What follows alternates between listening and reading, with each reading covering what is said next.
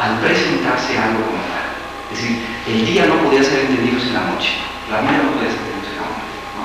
Y en ese sentido, el ser no era el permanecer sin vivirse.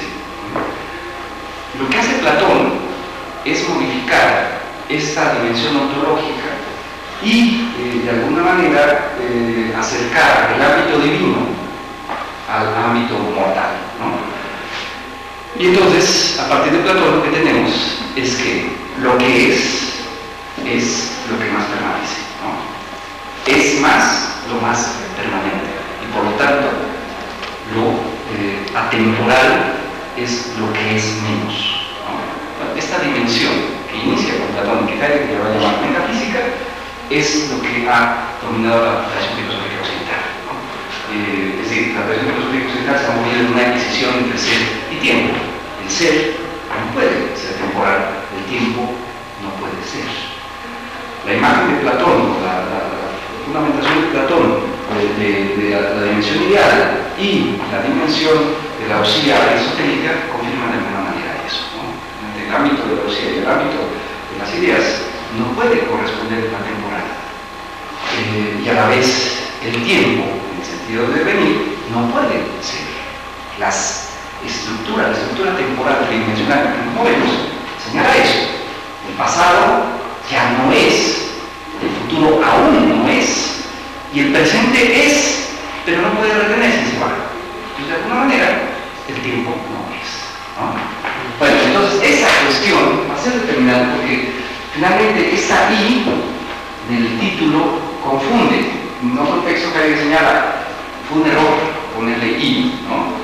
En el fondo, el libro se debería llamar Ser a partir del tiempo, o ser desde el tiempo, o ser como tiempo, ¿no? Es decir, no se trata de dos temas o de dos asuntos que van a pensar, sino precisamente pensar al ser en términos temporales, ¿no? Entonces, esa va a ser la otra cuestión. Es decir, el ser, la dimensión para pensar entonces al ser en esta propuesta es precisamente como tiempo, ¿no? En el fondo, el sentido del ser que está preguntando Heidegger no es otro, sino el tiempo, ¿no?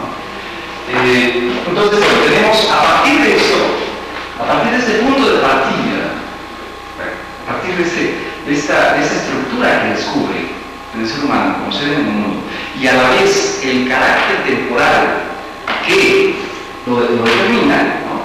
Es decir, el ser en términos finitos y no el ser en términos de ese prejuicio de la eternidad o de lo que más se mantiene o se conserva, ¿no?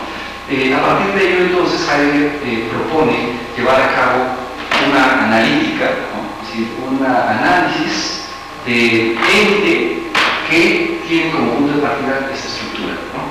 Y que Heidegger va a llamar entonces Dasein, ¿no? Y esa es entonces la idea de llevar a cabo una analítica del Dasein.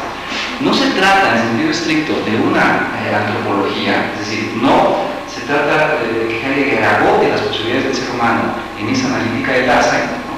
Pero evidentemente lo que lleva a cabo es una revisión de la idea del ser humano que está tomando la tradición filosófica occidental, ¿sí? Es decir, la propuesta es hacer ontología, ¿no? Es decir, replantear la pregunta por el sentido del ser, pero ese replantear la pregunta por el sentido del ser no se puede hacer, vamos a decir así, sin tomar en cuenta precisamente al ente que pregunta. Y eso significa considerando el modo de ser de este ente, porque si no, se trataría de un asunto externo, exterior, ajeno, en donde recaeríamos en la misma cuestión de la metafísica occidental, simplemente preguntar formalmente por el ser.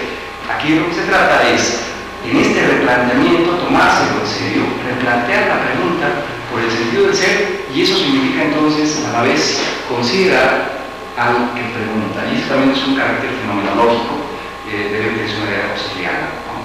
Husserl lo que cuestiona de la tradición es precisamente esta decisión sujeto-objeto, en donde, digamos, el peso o recaía en el objeto o recaía en el sujeto.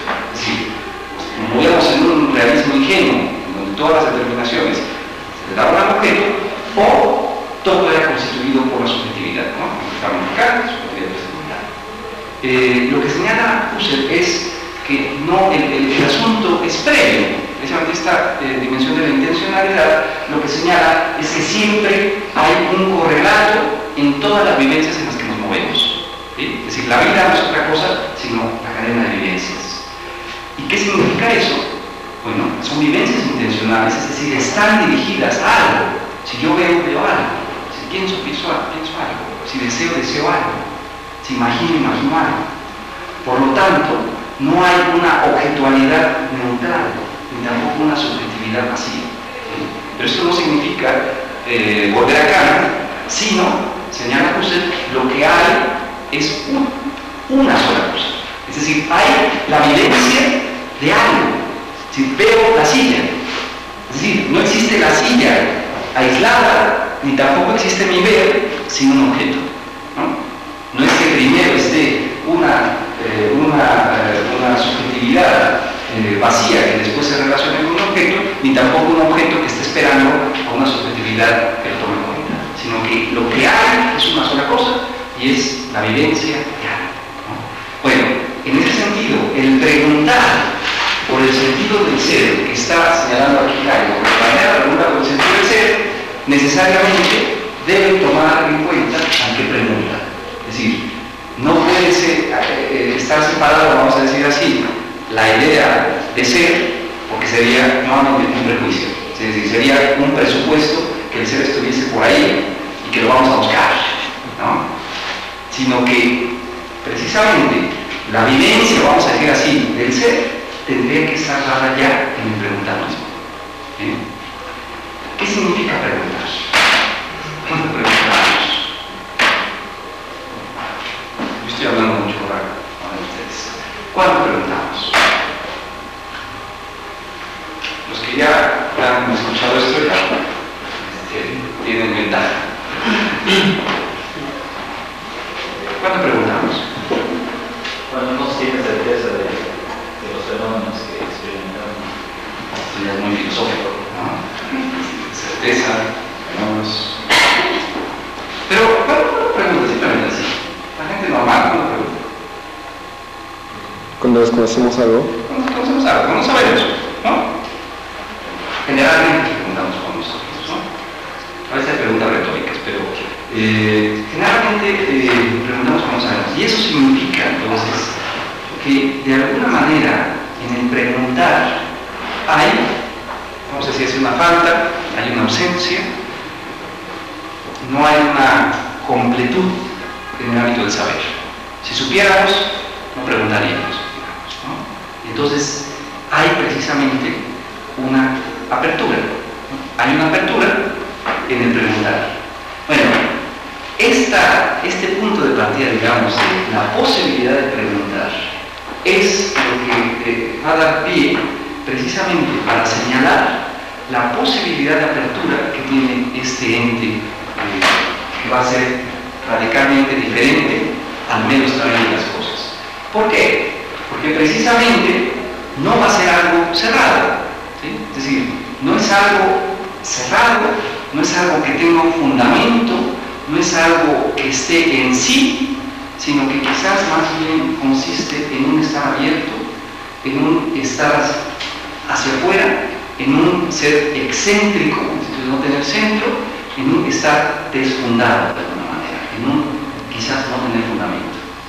Lo que ha buscado la tradición filosófica occidental ha sido fundamental, ¿no? Esa ha sido la idea de la metafísica, en el fondo. Fundamental y a la vez fundamental al ser humano. Entonces, la idea de alma, conciencia, o yo, persona, etc., de alguna manera puede dar un fundamento y lo que decimos un sentido a nuestra estancia en el mundo.